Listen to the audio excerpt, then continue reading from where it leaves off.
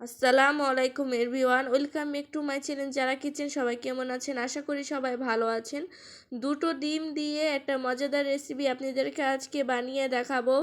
এটা বানানোর জন্য এখানে নিয়েছি পেঁয়াজ কুচি, কাঁচামরিচ কুচি, ধনিয়া পাতা কুচি আর সাথে লবণ দিয়ে ভালো করে ডলে দুটো ডিম দিয়ে এটা, আর সাথে রইলো চাট মশলা দিয়ে এটা ভালো করে ফিটিয়ে তারপর গরম তেলের মধ্যে ভেজে নেবে। গরম তেলে ভাজানোর জন্য প্রথমে এটা প্যানের মধ্যে তেল দিলে তেলটাকে ভালো করে গরম করে নিয়েছে। তারপর এখানে ডিমগুলো দিয়ে ডিমটাকে ভালো করে ভেজে নেবে। এ দেখুন ডিমটা কিন্তু ভাজা হয়ে গেছে, এক পিঠ ভাজা হয়ে গেছে, আরেক পিঠ ভেজে নিচ্ছে। আর এটা এখন পিস করে নেবে, ছোট ছোট করে পিস করে নেবে।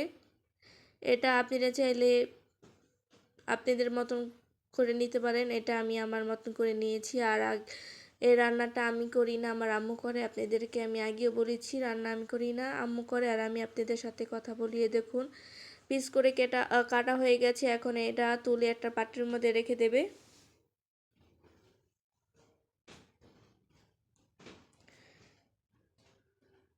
এই যে দেখুন এটা পাত্রের মধ্যে তুলে রেখে দিয়েছে। আর সাথে এখন 1 কাপ ময়দা আর হলো 1 কাপ ময়দা আর 1 কাপ হলো চালের গুঁড়ো আর হলো পেঁয়াজ কুচি, ধনিয়া পাতা কুচি আর হলো ম্যাজিক মশলা, এগুলো দিয়ে একটা বেটার তৈরি করে নিয়েছি। এখন এই বেটারটাকে গরম তেলের মধ্যে আর ডিমটাকে দিয়ে বেটারটার মধ্যে ডিমটাকে চুবিয়ে তারপর গরম তেলের মধ্যে ভেজে নেবে।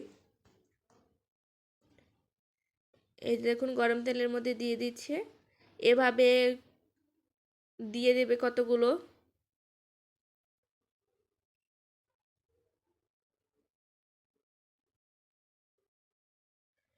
এই যে এক এক করে দিয়ে দিচ্ছে, দিয়ে তারপর দেখুন এক পিঠ ভাজা হয়ে গেছে। এখন আরেক পিঠ ভেজে নিচ্ছে। এইগুলো সবগুলো উল্টিয়ে দিচ্ছে।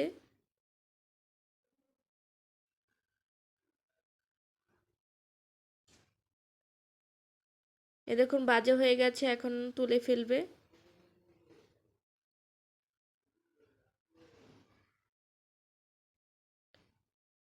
তুলে একটা পাত্রের মধ্যে রেখে দেবে।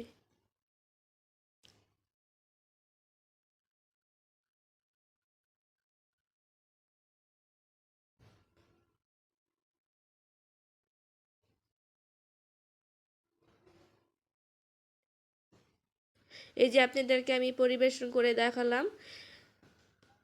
যদি রেসিপিটা ভালো লাগে, তাহলে পরিবেশনটা যদি ভালো লাগে তাহলে আমার পাশে থাকবেন, লাইক কমেন্ট শেয়ার করবেন।